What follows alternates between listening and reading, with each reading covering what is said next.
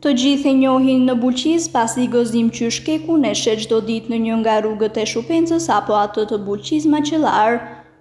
Gëzimi del me shpresën se dikush që është në lëvizje mund të ketë hedhur nga xhami i makinës ndonjë kanaçe pas konsumit të pjesë që mund të ketë patur në të, ku më pas e shet në pikat e skrapit.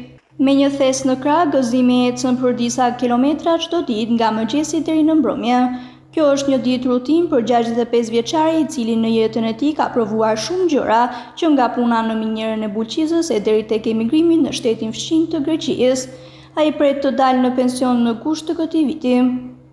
Kemi mbledhi, hekur mbledhi, bakër mbledhi. Çfarë duhesh ti? Nuk duhet që të thot mu njerëzit se je hajdut apo mafios. Nuk jam mafios. Unë jetoj me gjersit të badit.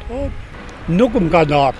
Pa ditë, unë nuk dua hap votën asnjëri. Unë di hap votën qati. Që veja a e thesi. Kushtet në të cilat jeton ky 65 vjeçar janë vërtet shumë të rënda.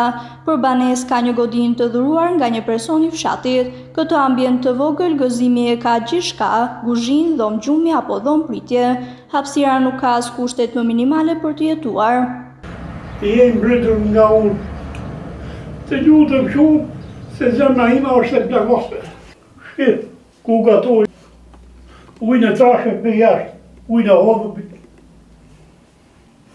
Si që më shep, më shkruaj. Ka 50 vjetë, zemra ime është e plagosur. Unë nuk jam as papjës, nuk merrem me pisticën. Kam punu në minjerë 10 vjetë.